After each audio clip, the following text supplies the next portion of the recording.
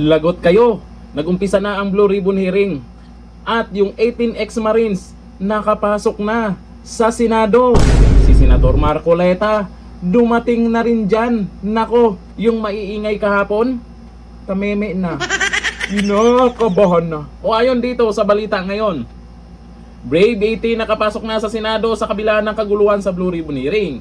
Sa gitna ng lumalalim na sigalot sa Senado tungkol sa liderato ng Senate Blue Ribbon Committee, illegal nga yung ginawa nila kahapon. Tuluyan ang nakapasok sa Senado nitong Huwebes, June 4, ang grupong tinaguriang Brave 18. Grabe, ang daming pangalan binanggit nila nakaraan at matitibay yung ebidensya nila. Video, picture, may dokumento, lagot talaga kayo. Na inasang magbibigay ng testimonya kaugnay ng kontrobersyal na flood control investigation. Naka-live po ngayon sa page nila Senator Alan Peter Cayetano. Di ko lang alam kung naka-live din sa ibang media ha, kasi sa YouTube channel ng Senado parang hindi pa rin naka-live hanggang ngayon. Ang kanilang pagdating ay naganap habang magkasalungat ang mga direktibang inilabas ng dalawang kampo sa Senado. Nauna nang inihayag ni Senador Sherwin Gatchalian na walang opisyal na Blue Ribbon Committee hearing na nakatakda sa araw na ito, ay hindi naman siya ang magdedesisyon. Ang Senate President pa rin. Kasabay nito, naglabas din ng work from home arrangement para sa mga tanggapan ng Senado at humingi ng tulong sa DILG upang tiyaking magiging maayos at mapayapa ang sitwasyon sa loob ng Senado. Sa kabilang panig naman, nanindigan si Senate President Alan Peter Cayetano na siya pa rin ang lehitimong Senate President at tuloy ang natatakdang pagdinig ngayong Hunyo.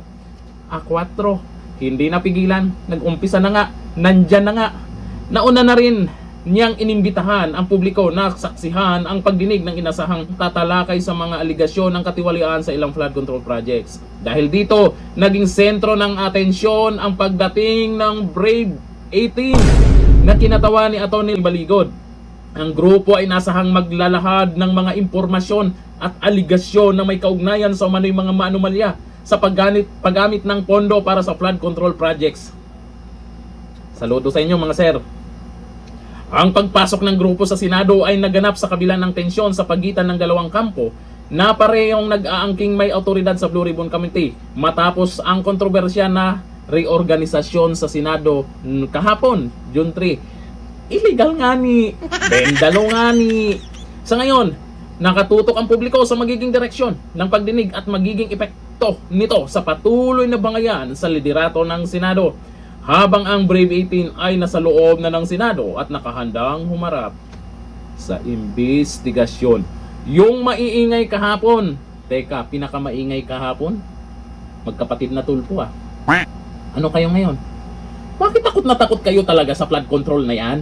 Anong meron? Abangan natin yan.